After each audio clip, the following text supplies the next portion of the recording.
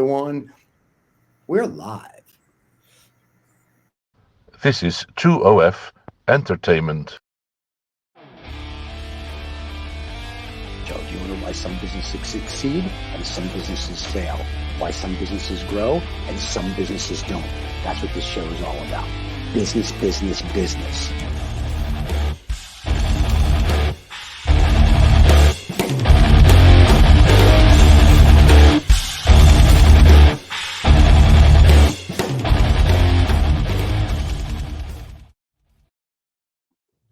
All right. Oh, look at us. We're all here together again. The Three Musketeers. Oh, yes.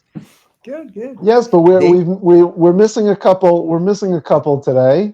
John for is various sick. reasons. Right. John is sick. He said, and we know he's not sick. He's just going for the Nazi gold. He's back in Argentina hunting. Always. He'll be back next week. And David had to take his significant other to the hospital to get a cast removed. That's right. She hurt her hand beating him. So now he's what you call it, or she works at Hilga's House of Pain. I always get those two things confused. But anyway, so Annette, we wish you the best. So she'll be recovering, and then David will be back with us next week, and John should be back from his treasure hunt of Nazi gold. So we should all be good. So there you go. That's right. Well, you know, they're missing an action-packed show today, so we'll do this in their honor. We've got an action-packed show about Amazon. Yeah. We've got content about Amazon because Amazon is close to taking over Walmart as the largest company by revenue. Right. You know, and there's a lot of buzz around Amazon.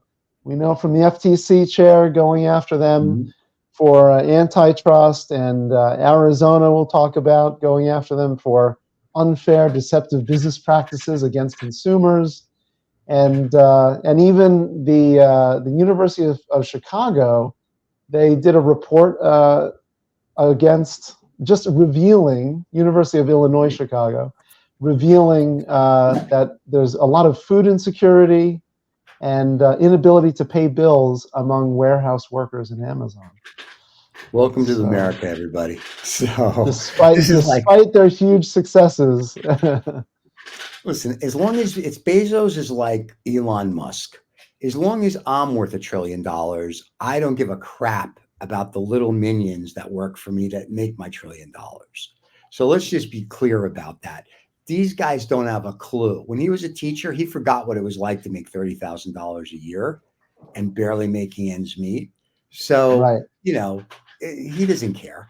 So, and the story about Amazon being sued and employees worrying about everything.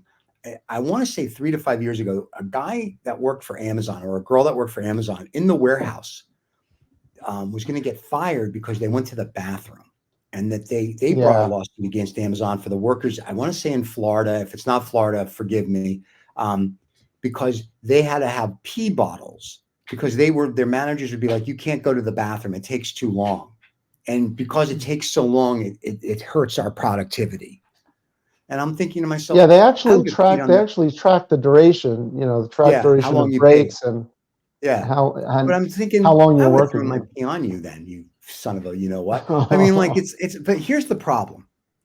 If that's how you feel and you want to treat your people, this is and I don't want anybody, listen, you can comment all you want. This is worse than slavery.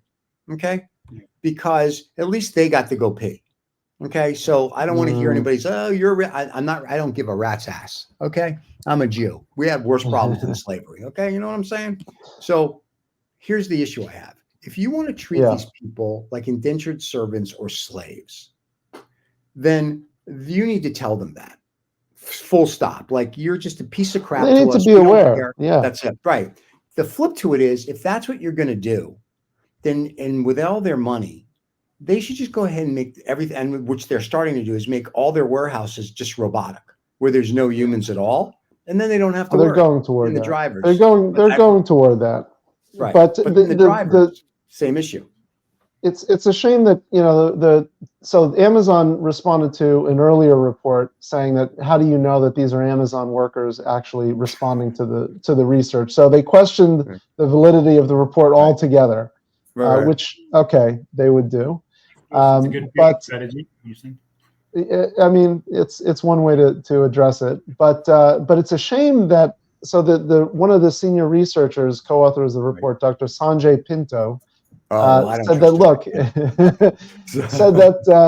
said it's the case that it used to be the case that working for a big leading firm provided a path to the middle class and relative economic security. Right. And what's really sad is that among these outsized revenue numbers and profits, that it doesn't seem to be the case that these firms are providing that security. And that's just, it's especially when, it's a shame, and it's especially when these workers say that when they're injured or have to take unpaid time off, that it increases their security, their insecurity 2 to 3 times more than those who just choose not to take any time off for injuries or unpaid time off. But that's crazy. So there's no rest. Yeah. But they unionized in Florida, I thought, or someplace they tried to unionize. And I know there's a couple of Amazon warehouses that are unionized now. And I think that's good. But the Amazon Labor Union, right. Yeah. But created just a few years ago. Yep. But the issue goes back to, listen, if I'm running Amazon and I literally going to treat my people worse than dog poo, then I'm going to say to my guys, listen, you go to Japan and you go get the robots. And in 5 years, you retrofit all the warehouses, get rid of the people. Full stop. Right. If you want to do that. Yeah. And I need 6 people to run the warehouse. The problem is when you talk to an Amazon driver, kind of like UPS isn't as bad, but Amazon drivers will tell you that they're clocked. Like I talked to our driver one day and he's like, yeah, literally clocked per stop. So he likes it when he's got like 8 packages or 10 packages on the same street. Because it's like he can go, and they got to take pictures and do all this other stuff. He loves it. And he says, like in an apartment building that's 3 or 4 stories, hates it because it's like the elevator or the stairs, elevator or stairs. And he says the worst. So I feel bad for them, and really our society, our government, and whatnot, we don't care. There's no such thing as workers' rights. This is all bullshit. It's unless you sue. Well, you've got to bring it back, and you've got to organize to some extent. But it's also because the Amazon Labor Union is out in it was the JFK 8 warehouse in Staten Island. Okay. They failed to unionize a second warehouse of one of the 4 New York City warehouses, but at least they have that one in Staten Island. Yeah, because Staten Island, like big deal. Oh boy, yes, that's right. Might as well be in Jersey. But no, it's just I'm fascinated by the greed. Not really, because we're greedy, but all our stuff is AI, so there's no people. But I'm fascinated by the greed of corporations. You're not supporting your cause, yeah, man. Yeah, I know, right? That's the pot calling the kettle black. But I'm fascinated by the greed of companies with people. So when we employ people, when we interview someone, I say to them, what's the magic number for you that will make you a happy camper, that when I call you at 3 o'clock in the morning and tell you I need something, you're going to be like, I hate him, but I'm doing it because I get paid well. And Amazon, they're paying, I think they pay, let's say $20 an hour. And it sounds like a lot of money, but after you take out taxes and whatever. Oh yeah. That's like and in the $500. inflationary economy. Right. And so they're not doing that. They want to make profit. They want this. The shareholders certainly don't care. The stakeholders don't care. I don't think Bezos gives a rat's ass. So you basically are just having slaves. So, I mean, and everyone needs a job, right? Because the government's not going to help you. And you don't get, I don't know what their benefits are. Maybe their benefits are great, but it doesn't seem like Amazon really gives a rat's ass about the human workers. Where Walmart, well, with so many workers they have, well, that's true. Walmart has seems to have a different approach. Although they're back in the day, I believe there was, maybe not anymore. Yeah, right. Food insecurity of employees. Right. Maybe that's also, that's also. I mean, they say that they're fighting food insecurity, but it seems that it's still precarious. There's still a lot of precariousness, according to Forbes in the 2022 report, saying that the food industry in general is still, at least for the grocery workers, still there's a lot of poverty and insecurity. So Right. Well, I think when Sam Walmart ran it, and before it became, when he died, and his family was a little bit in control, and then when kind of they faded out, when the Walmarts ran it, you know, truck drivers became multimillionaires because they got stock, they got this, they got that. There are guys that are driving Walmart trucks that were there when Sam Walton was alive, that they were still driving trucks after they went public, but they were worth like $5 or $6 million because, you know, it's Sam. I got to do this for Sam. And I think they took, which is great, right? Because if you take care of your employees take care of you. If you're that should be the overarching goal of things in a well-functioning, I would say a well-functioning society, and that's part of the problem with a lack of feeling of responsibility to your employees for organizations that are this big and have such an opportunity. And one of the ironic news items that I found related to Amazon was that in 2019, they launched a project called Project Kuiper, which is to give fast, affordable broadband to unserved and underserved communities like mine in rural America. And they actually launched a satellite in 2023 and 2024, and they're actually trying to do this as a competitor to really? That's what you believe they're doing it for? They're doing it so those people in the middle of like where brother and wife still are, when they get divorced, the husband and wife are still brother and sister. They're doing it there so they can order Amazon. They're not doing it so they can get Prime. They're not doing it because of the goodness of their heart. Let's get the reality of it, right? More money for me, type of thing. Right. And so, and I mean, I hear you on that. And so that's the thing is like, are there, with a company of this size, and we're talking about 575 billion in total revenue last year. So that's huge numbers. Walmart sales for Walmart was 648 billion, which is $1.2 million a minute. Right. But mostly from stores versus Amazon, which is mostly online. Right. But still, you think that organizations of this size would have such an opportunity to make a positive impact on society and on at least their employees. So that's disappointing. Yeah, but maybe not surprising. That changed years ago. Back in the 60s, and I think companies were still like employees are good. 70s kind of were good. And then when Reagan came in, and I loved Ronald Reagan, so I'll make no qualms about this. But when Reagan came in and he started to, take away everything and go, we don't need this. The union busting at the airline. When you deregulate the airlines and everything else he was doing, all of a sudden, the Gordon Gekko, the movie Wall Street, is exactly what the mindset became a king. Greed is good. And when Carl Icahn and then would come in and buy like TWA and break it apart and get rid of everybody, and that was the beginning of the end. It's great that they're all billionaires. As a stakeholder or shareholder in some of these companies, it's great. We make a lot of money. Thank you very much. But at the end of the day, the humanity of it's a business to make money, that's correct. But without the minions or the people or the employees, or in Amazon's case, the slaves, you cannot make money. And I think they forget that because they get so big.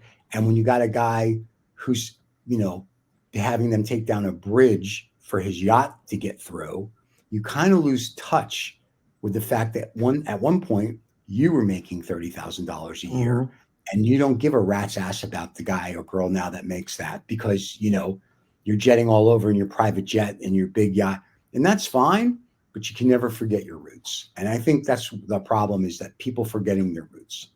Just saying. That's a big one. Go ahead, Nick.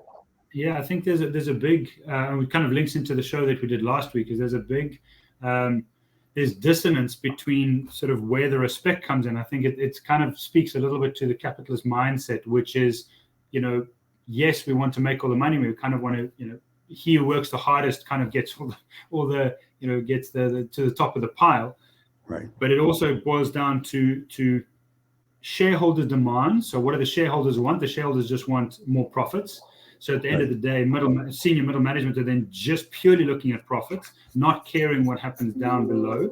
But at the same time, it works precisely to your point there, both of you gents, is the fact that your people are the people who look after the business. So if you look after your people, the people look after the business, and that looks after the shareholders. So technically that has that chain up. But I think, as these entities get larger and larger, so the more greed comes in at multiple layers, and that greed then just squashes the respect of the human being. And the challenge now is we have an additional thing, which is now robotics, which means that, okay, well, I don't have to even deal with people, because people are the biggest problem in most businesses. And when I say the biggest problem, it's the biggest challenge, because they just have different personalities, different demands, different needs. Stephen, you spoke about what's that number for you. Some people don't even have a number. They just want to enjoy the job. Some people just want to look after their kids and have something to pay. Everybody's got a different reason for working and giving up their time to a company. And you've now got robotics, which doesn't care. You put it in, it works, and if it breaks, you replace it with another one.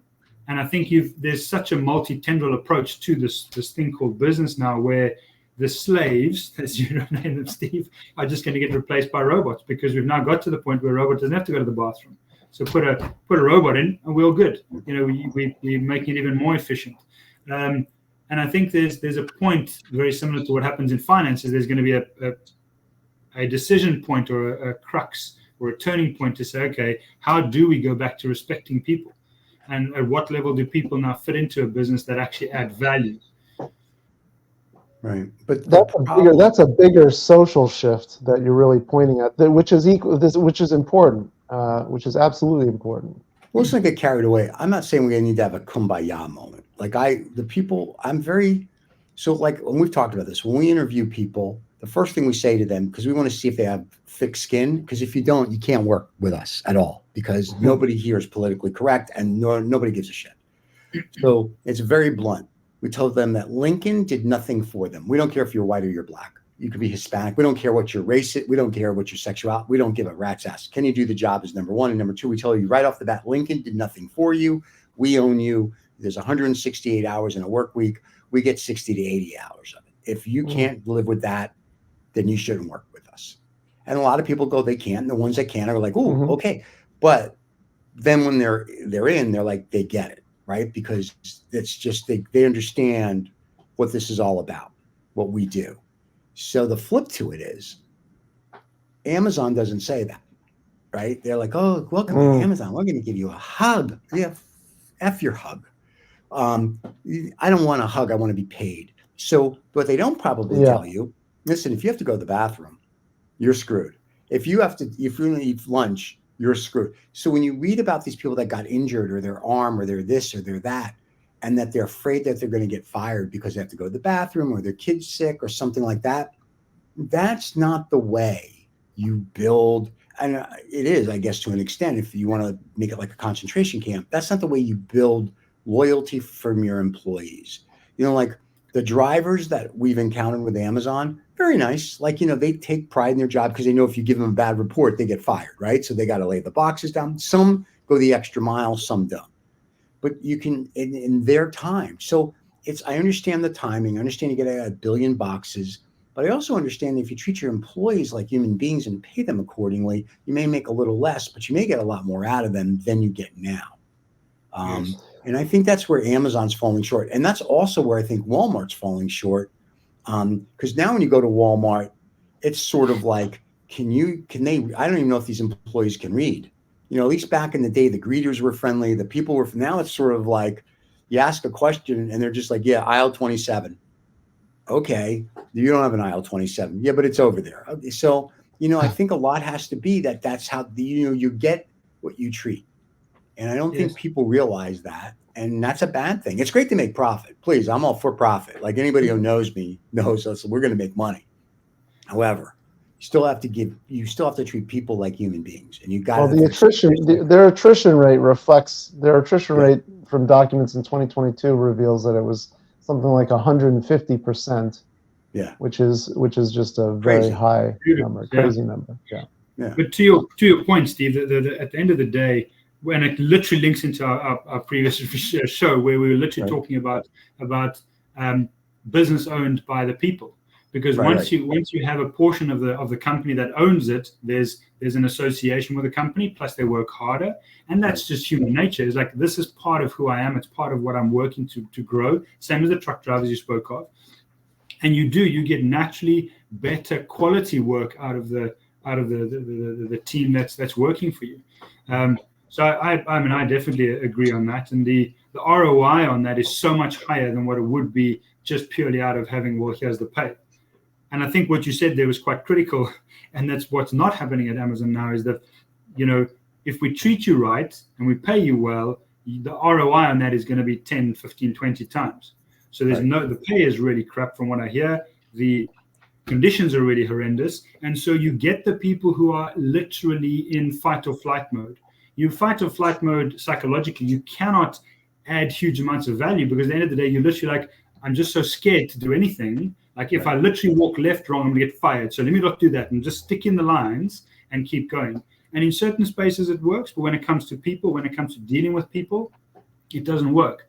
And in this whole process, I've spoken to a couple of people, particularly in the US, who deal with Amazon, and it's quite, the feeling towards Amazon is hugely negative in terms of all their structures and all the news reports and everything. The only thing they've got going for them is speed to delivery. And so, what I think is going to happen at some point is there's going to be a break in people going, hey, I'm prepared to wait for an extra day or two, provided I can purchase from someone who is ethical, who looks after people. And that's going to be a really interesting psychology to watch, because pricing is there. I've spoken to a couple of people and they're like, yeah, it's not really sort of price equivalent, but for speed, I'm prepared to pay more. And then I'm like, yeah, but what about how they treat their people? And they're like, I really don't like it, but kind of the speed thing is still kind of top of mind. So it's really interesting. We were talking about it last week. Like, what is that line, or where do you make the decision to become more ethical as a consumer? Because remember, they're all about the consumer. The consumer is what's actually driving this as well, which then drives everything. So it's such an integrated. Well, as much as I somewhat agree with you, consumers don't give a rat's ass. So let's just be blunt. They don't care if there's a guy with a whip beating you every day, as long as whatever they order from DoorDash, Amazon, whatever, blah, blah, blah, Walmart, name whatever delivery now, is there in 30 seconds or less. They could care less. When the drones start flying and dropping packages, they don't care if you screw up a drone, they take you out back and shoot you like a horse. As long as that package gets to my house in 30 minutes, I don't care. So there's a lot of, people are like, no, they're not. They don't give a shit. They give a shit only if they're working at Amazon or Walmart or wherever the mistreatment is. But the public in general, they don't give a rat's you know what. They could care less, because the public has gotten into a condition where they're lazy. And they're lazy because before all this crap came, when we were all young, you would go, if you were hungry, you either, before delivery of pizza, what'd you do? You got in your car, you drove to a restaurant or the pizzeria, and you got the pizza and you went home, or you called and picked it up. That was how you got a pizza. If you wanted to go eat, you went to the restaurant. You wanted what? Now, the fat, lazy people go, okay. 30 minutes later, what shows up? Food. They don't care about the conditions of that worker, the conditions of they just know that they can go to their phone and go, and they get. Well, if there was an alternative to the convenience that you're right, people are looking for convenience in their shopping experiences. But if there were some alternative, which antitrust is going after Amazon because there is no alternative right now. But that's the government's fault. Well, that's true. You can't go after them. Policy. That's government policy. After you've let that you've burnt the barn down and all the farm animals are running wild crazy in the city, you can't go, you know what? We should look at trying to bring it back. So if I decide to start a competitor to Amazon, and we'll call it Amazon, and all of a sudden, whether they're going to come after me when I'm bigger, you either have rules in place when it gets to a certain size or something happens ahead of time, or it is what it is. And then you just have to say to them, listen, you need to treat people fairly. But the government, once again, They don't care. They listen, we have more bureaucrats that don't do anything. So they've got to do something, because people go, why aren't you doing something? Well, they never do anything. So, I mean, you know, it's just a vicious cycle. It's the psyche to make the people feel better. I think Steve too. So one of the things which I agree with you on is the sort of the fact that currently the idea is I don't really care what happens in the background. What's going to happen is that baby boomers and those kind of generations are slowly going to start moving out of the marketplace. And what's going to the generations coming into the marketplace is we care about the planet, we care about how we treat each other, and we care about what's happening in the general environment. And what's going to happen is that my personal opinion is that that generation who's now going to who's going to have the value to spend is going to say, well, actually, guys, we choose differently.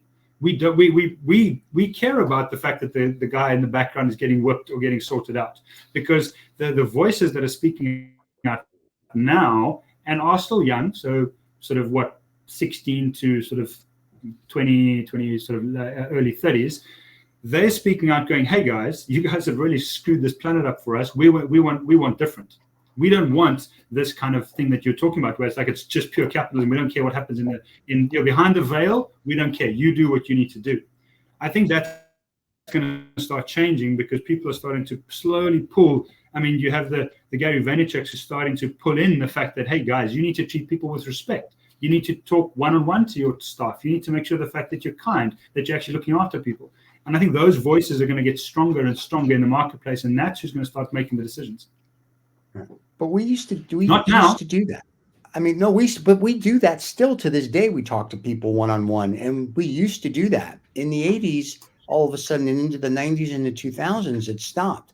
So it's not my generation that did it, and it's not this other thing. And the problem with these 16 to 20-year-olds, they're the worst, because you can't say boo to them, because they're going to cry and they need trigger words. Fuck you and your trigger words and your sensitivity. Go blow me. Okay? Get a pair of balls. The problem is this.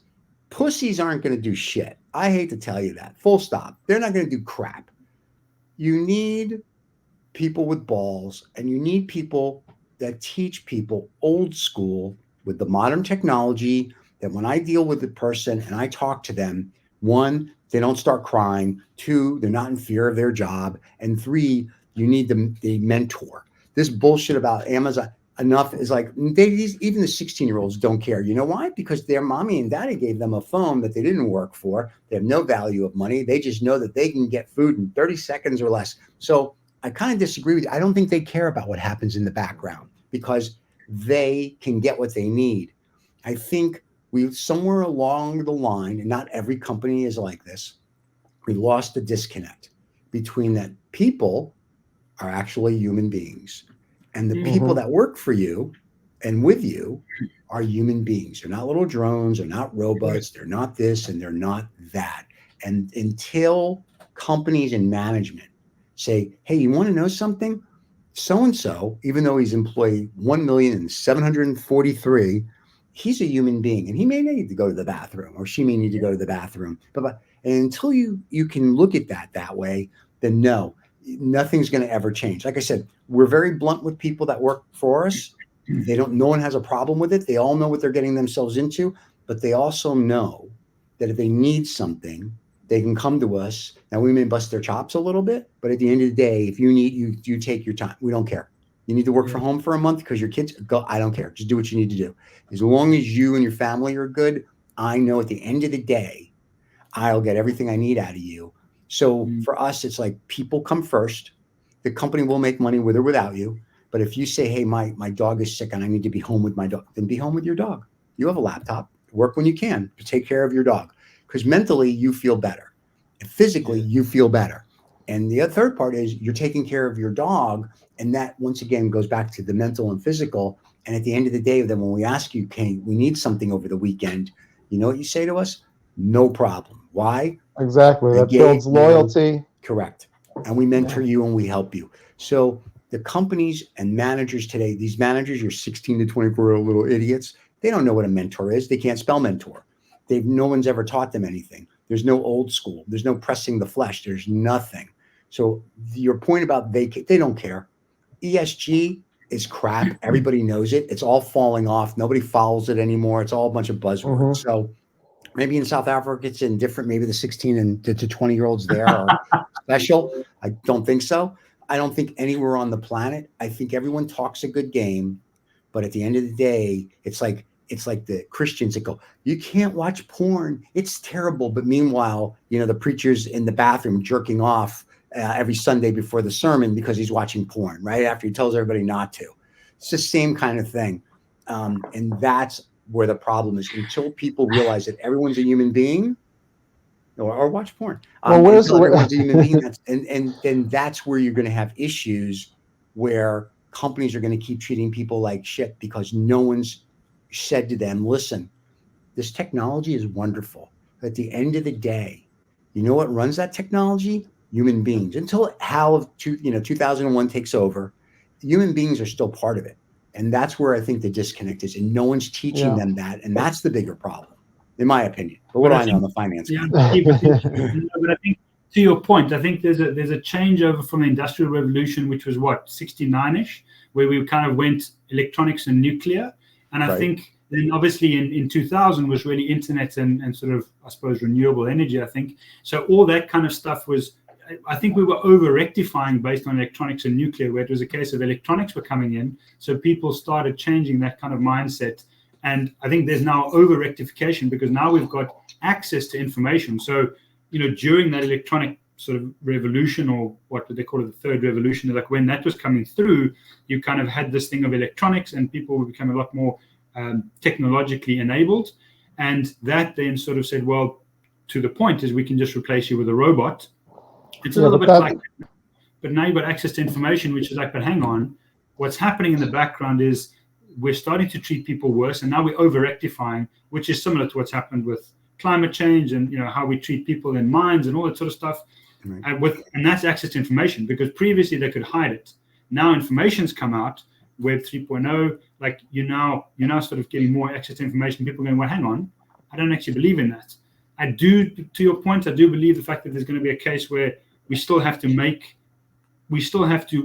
single person has to make a decision to say, hey, I don't choose to work with company X or Y or Z because they don't have ethics, and let's move. We talk about some of the biggest companies in the world. It's very hopeful to think of it that way, that the consumer is going to push ethical standards on these companies. I mean, to some extent, it's got to come from the top down, which how do you do that when they're only answering to shareholders? Sure, but when every dollar speaks, eh? So every person who starts choosing differently with their money, I mean, that's what drives them, is where am I going to spend my money? But you are right, Michael. I mean, at the end of the day, it's about every person making that decision and buying differently. So because it's where the money goes. Yeah, and people managing differently. Convenience. Yeah, and convenience. I mean, you just have to teach people that people are still people. Yeah. Like if I had some manager that ever said to me, "You can't go to the bathroom," like I said, here's my bottle of pee. Yeah. I actually say that about artificial intelligence, because we've brought this up so many times on the show. Is that if there's one good thing about AI, if it pushed humanity to actually acknowledge humanity better and acknowledge what makes humans unique and different and special better. AI's going to kill us. Don't worry about it. It's going to destroy us. Killing us. Here at the Illuminati, that's what we're working on, by the way. It's like how to destroy humanity. But no, mass elimination. AI is to enhance, but you still have to teach people. People are human beings. And the problem we have today, and is for much as we'll banter or argue on all our shows, at the end of the day, when we're off air, we're all still friends. Right? Everyone's still a mate. Right. It's not a big deal.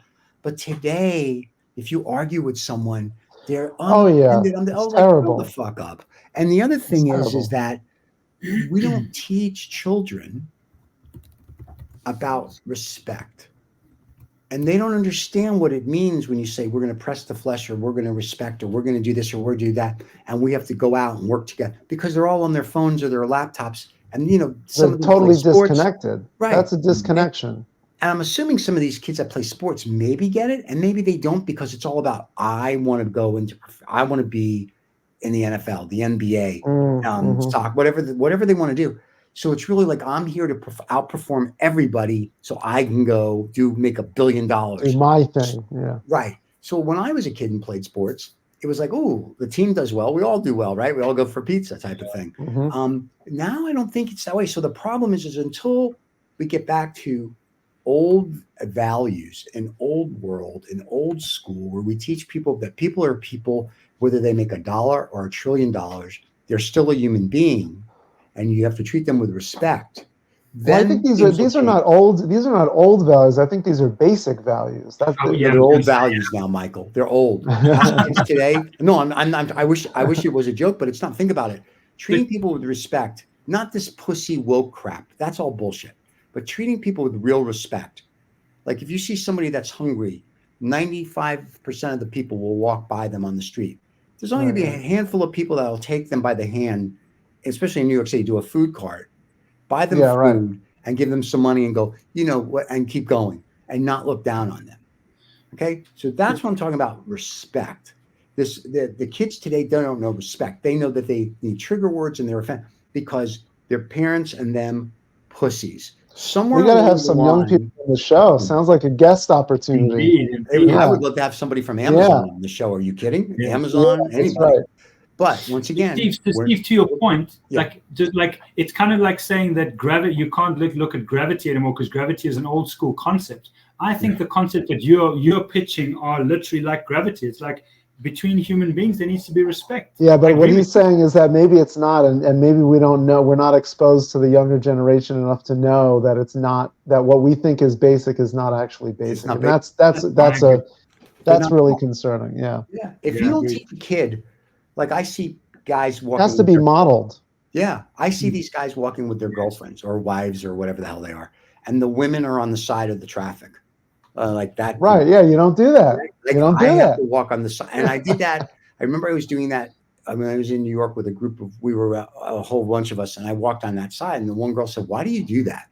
And I said, "It's old school." And I said, "This is what a gentleman does." And she's like, "My boyfriend doesn't do that." And I wanted to say, "Well, your boyfriend's then a moron. I can't help you." She goes, "Well, why do you do that?" I said, "Because I said back in the day, the man would walk here because if the horse reared, he would be able to get the horse, so you wouldn't, as a woman, get hurt." And she's like, "Oh." And then at dinner, when the women were getting up to go to the bathroom, do whatever they do, powder their nose, and if that's where their nose is, we have a problem. But I would literally stand up, you know, if I had to stand and sit down and do the door, and they would look at me and they go, "But I can't help it that you're like, you have nothing."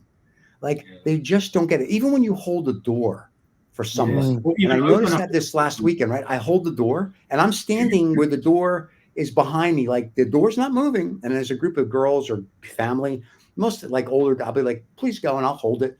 So the other day I'm holding a door and this girl grabs the door. And I looked at her, I said to her, "Do you have a problem?" And she looked at me, I go, "I'm holding the door for you. I'm in front of the door. It's not going anywhere." She goes, "Well," I go, "Just go." And her friend's giggling and her friend says, "Thank you." I'm like, "You're welcome." Like, and that's the other thing. Hold the door. 50% of the people don't say thank you. The other 50% of the people say thank you. Like I held the door once for this mega family, and it was funny because everybody just kept going. And I said, kidding around, I go, "I feel like Carlton the doorman. And unless you were born at a certain era and watched Rhoda, the television show, you wouldn't know who Carlton the doorman is." And this older guy who heard it, he goes, "I know how you feel." And it was funny because like he got it, no one else did. But that's what I'm saying. We do not teach respect. We don't teach anything. That's when we go to the Middle East. You know what? Or practice it. I mean, the thing is, people learn. People learn. Well, in some cases, right? Not in all cases. In UAE, when I am there, male or female makes no difference. All respect. There's not been one incident that I've ever been there where no one's, and I'm talking whether you're in old Dubai, new Dubai, Abu Dhabi, any of it. No one is never, ever, I've seen, been disrespectful. Now, I'm sure if the police get involved, there's probably a little disrespect, right? But I'm saying whether you're a citizen or you're a tourist or you're a business person there, everybody's respectful. There's no, and everybody, it's like, it's even the people that don't know how to be learn really quick because they learn if you're not, you don't get help. We should have somebody from the UAE come talk to us about respect. That's another guest opportunity. There you go. There you go. Someone from Abu Dhabi. No, you want Dubai. Dubai. All right. Dubai pays better. Abu Dhabi's cheaper. So I mean that in a good way, because you set up things. So, but yeah, but Nice. it's just saying though, there's a mentality there. And there's certain places that are still that, like the cigar show we do. They're from Pakistan, the Middle East, whatever, and there's still that old world respect. People understand what it means, and there it's very much like this. And like our driver, I cannot do enough for him, and he can't do From enough the heart. Yeah, right. Yeah, it's very everything. And I tell people when I'm there, I treat the hotel staff like their family. I mention their names. I do whatever. When I had my birthday last time I was there, I got a cake, and we couldn't finish the cake. So what did we do? We gave the cake to the hotel staff. The rest of the week I was there, right. they were like, they bend over backwards. But nobody does that, right? Like I couldn't finish the cake. It's the little gestures. The little gestures matter. Absolutely. Human beings. And listen, everyone who works with me or knows me or has worked with me or for me knows I am an MF. Full stop. I make no qualms about it. I am a mother. You know what? I don't. And it was just Mother's Day, and I didn't get a card, and I do that. But anyway, I thought I'd get at least a card. But my point is that, and I have no qualms about it. I know who I am, and I don't try to change. Well, that's a bigger thing too. Not everybody has that. People aren't doing that. The soul searching. Right. I don't do soul searching. That's all bullshit. I treat everybody with respect, though. Like, you know what I mean? I mean, like you still get that respect from me, and it's very boom. I mean, I don't do this passive aggressive. I'm very in your face. I expect people to be in mine, and we go. But it's all with respect. Like if you say something dumb, and Michael and Nick, you both know this, we may make fun of each other, but at the end of the day, it's required. It's still respect. Right, it's required. But there's still a respect to it. We're not doing it because it's like, oh, I'm smarter or better. It's kind of like, no, buddy, I got to bust his call job. It out. Right. And it's one of those things. And that's what people need to learn. So whether it's Amazon or Walmart or any of these other companies, until your top management spends a month in the warehouse not being able to That's pay, right. and you learn about what respect is, then your companies are going to go, your nutrition rate, as Michael says, is going to be 150%. And maybe you don't care.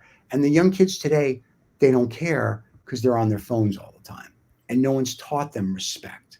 And when you talk to them and you say anything that triggers them, they don't know. So Nick, unfortunately, Nick, to your point, no, I don't think they care. I don't think they're going to change their buying styles. I think it's going to get worse because they want it yesterday and they want it quick and they want it now. And they don't care if it's slave labor or not, which is the title I think we're going to call the show is Amazon, the Modern Slavery. I think that's the title of the show. That'll either get us sued. Oh, it'll be great. That'll get us sued. Wait, wait till we put the sponsor next. It's going to be the people that build ships. But I think that's kind of what you're looking at. Is this modern slavery?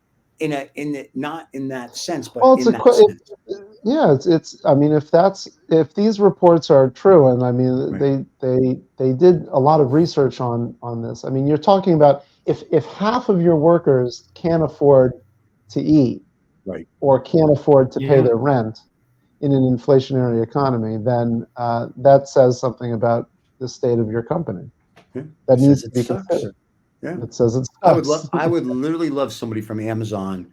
Let's say if we can find an Amazon worker, a guy or a girl that works in the warehouse or one of the drivers. And we know if you come on, you probably have to be anonymous, especially if you're. And we can we'll have to block it out. Yeah, we'll block you out. We can't change your voice, but we can block you out, and we can make believe you come from whatever Amazon building. You got to really prove you work at Amazon, though. So that's going to require you to stay like your badge or something. That's right. But I would love for someone to come on and say, this is what it's like. Then again, they may work at a facility that's like, our facility is great. Our manager doesn't care if we pee, So I think, I don't know, and I don't work at Amazon, so I don't know. But I don't know if it's a facility by facility or if it's Amazon as a whole. Like some places, suck as a whole. And then other places, it's like, XYZ branch is the worst of them all. So I don't know if Texas is better or worse than the New York people. I don't know if New York's better or worse than Los Angeles.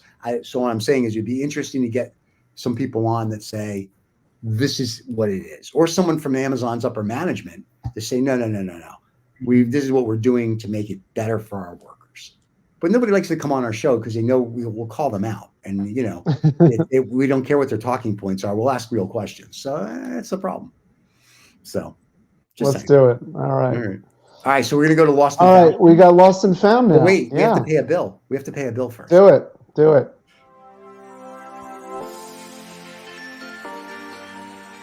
Get the freedom and the flexibility of remote work in the lucrative tech industry. Bend your life around the world. Bandicoot is the premier course and community for thriving in a remote tech career. Join the revolution today. Bandicoot.com, official partner of the Lost Dollar Business Club. I like the All fact that we're right. going to have a revolution. I really wish we could play With- the Beatles Revolution song with that. Because Amazon would pull that off, but that would be like when you say How much would we have to revolution. pay for that? Yeah, yeah. You know, here's the thing. David and I talked about this yesterday because on the cigar show, as you know, we talk about people we want to have dinner with. So Mhm. we were going to put up images, and then David's like, "Well, we have to buy the images from Getty." And I was like, "Okay, if we buy them from Getty to put up their images, how do we tell YouTube that? Because the YouTube algorithm is they'll- going to see like Nick, you, and me, and they're going to be like, well, they don't own those images." And I'm like, "But I did. I paid for them." And so we're trying to figure out how we do that so we can put these images up. You know, and so David's working on. So that'll be interesting because you know, the Amazon's funny about. All right, I should say YouTube's funny about certain things, but yeah. So that's one of the things they're funny about is stealing images. So we'll see. All right. What do I know? Anyway, I have a whole bunch of fun ones. Yes. Yes, right. We do make references. We just can't show the image of certain people because Right. they're still public. They're not in the public domain yet. I have a couple really funny ones, so I'm going to go last because I'll be the David, I guess, for today. So Nick, why don't you go first? Michael go second, and I'll go last and bring up some of the real interesting things. I'm assuming some of these you guys may have. So Nick, what do you have for us? No, exactly. So yeah, in some of the lost and founds on my side are really related to the very interesting play out in the political state in South Africa at the moment. We have elections coming up in just under 12, 13 days, 29th of May. So it's really interesting to watch all the political parties sort of coming out with their various marketing ploys and how they're taking people out. But the one thing which is primed release, which is the unemployment rate in South Africa has risen, and I think the latest report was 33%, which is a bit of a loss across the board. So a lot of the parties are punting that. But I think the big thing for as a dollar lost, certainly a few hundred rand lost on our side, is just the unemployment rate rising. So yeah, looking at new parties who can come in with some really clever ideas on what's happening there and how they're going to raise the employment rate. Hey, Amazon's looking for warehouse space. Well, so on the plus, which is it's a bit dissonant. What are they cognitively dissonant with our conversation today? Is on the dollar found part is Amazon is this week open up in South Africa, so you can now purchase in South Africa. Up to now, There you go. There you go. And listen, if you want slavery, we're better to have it. There you go. Congratulations. So, oh my God. Wow. The good thing is that we can't get canceled because we own the network. So we're good. So there you go. Michael. We're all good, Nick. We're all good. Don't worry. That's good. Well, this is a win for New York Cyber Investigations Unit because it's a major loss for Anton and James Pepper Bueno, who are a couple students who used their mathematics and computer science skills to steal $25 million in Ethereum cryptocurrency in 12 seconds. Wow. They studied for months to figure out how their victims were doing cryptocurrency transactions. They stole from their victims, and then they created a whole network of supposedly created a whole network of shell companies to hide the private cryptocurrency addresses and steal the money. But they got caught. They got caught because you just follow the money. There was investigative work done, and clearly, at this point, still an allegation. But if they are convicted, it's 20 years in prison for each. So, wow. Big deal. Big deal. Kudos to them for figuring out how to do it. Kudos to the state of New York for catching them. But that's very cool. And what they're saying is this kind of questions what's happening on the Ethereum blockchain. So there might be some improvements that need to be made to prevent that from happening again. You think there has to be some improvements? If you can steal $25 million in 12 seconds, congratulations. Yeah. Being that smart. Yeah. Do you think there's some improvements that need to be made? So that's great. I love it. So, well, here's a few funny ones. Chuck E. Cheese, for people in America, Chuck E. Cheese is about to bid farewell to their animatronics. You know, the bears, when you go to Chuck E. Cheese that play and they're bidding farewell to them. By the end of the year, there'll be no more Chuck E. Cheese bears. Just so we're... That's a huge loss. That is a huge loss. And just so we're clear, I will no longer be going to Chuck E. Cheese because of that. That's it. That's it. There you go. Which I think, due to the restraining order, I'm not allowed to. But anyway, the other one, which I thought was... What's the reason? Do you know the reason? They said because in the Wall Street Journal article that I read, it said it was because it was creepy. Kids today find those gigantic bears creepy. That was part of the allure, I thought. Chuck E. Cheese, yeah. Yeah. I mean, I was like, well, you didn't go you didn't go for the pizza, I guess. I don't know. So I thought that was interesting. And then the other thing that's interesting, the U.S., and everybody probably saw this in the news, is raising tariffs on EVs by 100%. So all electric vehicles now coming from China, the tariffs are going to be 100% because they make a better product. So we're trying to keep them out of the United States. Like BYD has their luxury brand, and their luxury hybrid, Wangyu, is $150,000. And I've seen it, and I would buy that tomorrow if I could get it in the United States. It's better than, people are going to hate this, Rolls-Royce, BMW, Lamborghini, Ferrari. This is like... They're in the game. And the U.S. is saying, no, you can't do that. So I thought that was interesting. And keeping on the car track, Ferrari is making inroads into a new generation in the world of fashion. Ferrari is now coming out with fashion to woo the younger generation. I've seen the fashion. They should stick with building cars like cars and the shit they build now. So I thought that was interesting. And it's fast fashion, Stephen. It's fast. So, be here today, gone tomorrow. Like they're cars.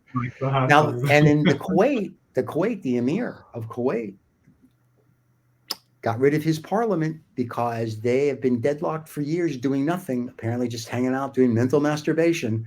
And the Emir and a handful of people will now control the $923 billion sovereign wealth fund because the parliament couldn't get out of its own way.